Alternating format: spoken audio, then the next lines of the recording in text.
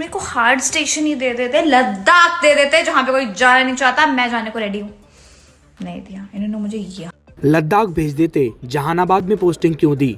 बिहार हट जाए तो इंडिया डेवलपिंग कंट्री बन जाएगा। जी हाँ, बिल्कुल सही सुना आपने।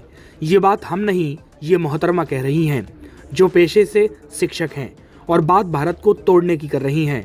और तो और इन मोहतरमा को बिहार गंदा रीजन नजर आ रहा है। यही नहीं, अभी और सुनिए, महिला को पोस्टिंग लद्दाख और गोवा में चाहिए। और तो और उन्हें बंगाल में भी बच्चों को पढ़ाने में कोई दिक्कत नहीं है।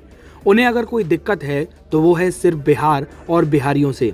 चलिए अब आपको सुनाते हैं लाइन बाय लाइन इस 24 वर्षीय शिक्षिका के वो वक्तव्य जो उन्होंने वीडियो में बोले।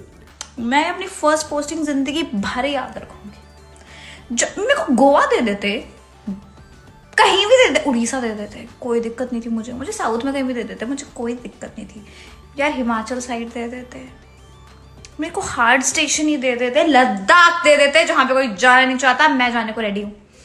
नहीं दिया इन्होंने मुझे। ये वायरल हुई इस वीडियो में दिख रही महिला टीचर का नाम दीपाली है। वो जहानाबाद के एनवा स्थित केंद्रीय विद्यालय में प्राइमरी बच्चों को पढ़ाती हैं। दीपाली अपनी पोस्टिंग जहानाबाद में होने से नाराज दिख रही हैं। 24 वर्षीय दीपाली पश्चिम बंगाल के दार्जिलिंग की रहने वाली हैं। दीपाली ने अपने इंस्टा अकाउंट से 2 वीडियो शेयर किए हैं। इनमें वो बिहार को गालियां दे रही हैं। टीचर ने केंद्रीय विद्यालय को भी गाली दी है। वीडियो में दीपाली कह रही हैं, केंद्रीय विद्यालय के भारत में कितने रीजन हैं? वो मुझे किसी भी रीजन में पोस्टिंग दे सकते थे। वो मुझे बंगाल में भी पोस्टिंग दे सकते थे। मेरे एक दोस्त को बेंगलुरु, किसी को दार्जिलिंग, किसी को नॉर्थ ईस्ट में दिया, लेकिन मेरे से क्या दुश्मनी थी? मुझे यहाँ क्यों पोस्टिंग दे दी? हमारी पोस्टिंग जहानाबाद जैसे जिले में क्यों कर दी गई? हमारी पोस्टिंग लद्दाख कर देते, गोवा कर देते, उड़ीसा, बंगाल या अन्य दूसरी जगह कर देते, यहाँ क्यों कर दी? दीपाली यही नहीं रुकी, उन्होंने तो बिहारियों की बुद्धिमत्ता पर ही प्रश्न खड़ा कर दिया और कह डाला, बिहार के लोगों में सिविक सेंस नहीं है।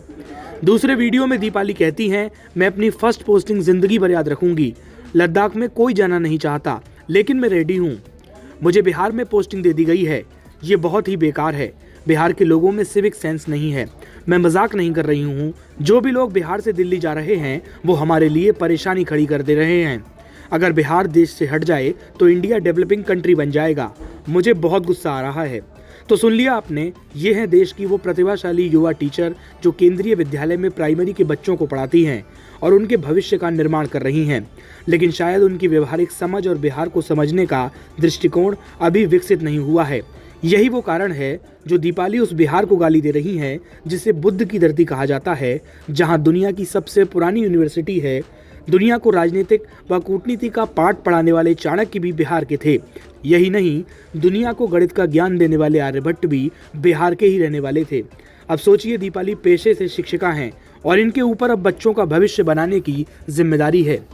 इनका काम बच्चों का 360 डिग्री विकास करना है, उन्हें सही और गलत के बारे में बताना है। ऐसे में बिहार और बिहारियों के प्रति इतनी घृणा और नफरत आखिर दीपाली के मन में कैसे आई?